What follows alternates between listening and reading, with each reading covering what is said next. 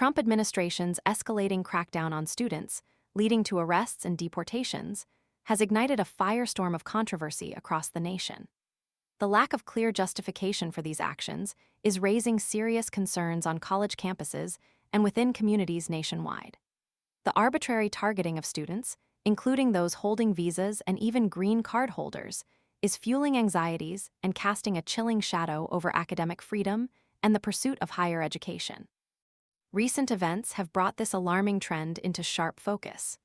The arrest of an Iranian mechanical engineering student at the University of Alabama, as reported by the Crimson White, underscores the chilling reality of this intensified campaign. The student, detained at their home early Tuesday morning, was studying in the U.S. on a student visa.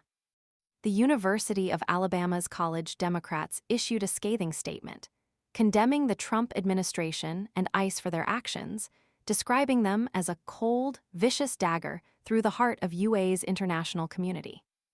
This incident is not an isolated case. The arrest of Rumisa Ozturk, a doctoral student at Tufts University, further exemplifies the administration's aggressive tactics.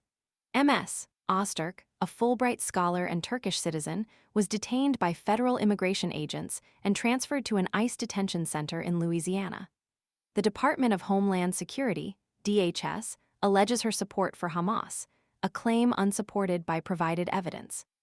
This accusation stems from her co-authorship of a March 2024 opinion piece in the Tufts student newspaper, advocating for the university to acknowledge the Palestinian genocide.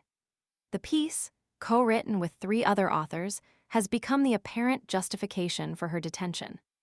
The manner of Ms. Ozturk's arrest has sparked widespread outrage. Video footage circulating online shows masked plainclothes officers apprehending her on the street, an incident described by a witness as looking like a kidnapping. Her lawyer revealed to the New York Times that she was detained near her apartment while heading out to break her Ramadan fast with friends. Tufts University president stated that the university had no prior knowledge of the arrest and did not provide any information to federal authorities. The university was subsequently informed that Ms. Ozturk's visa had been terminated.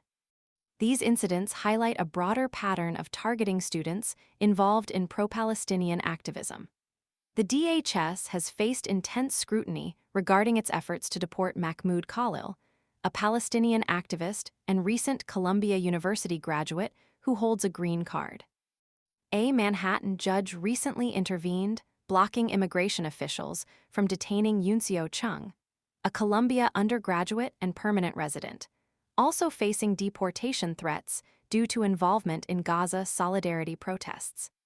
The lack of transparency and due process in these cases is deeply troubling.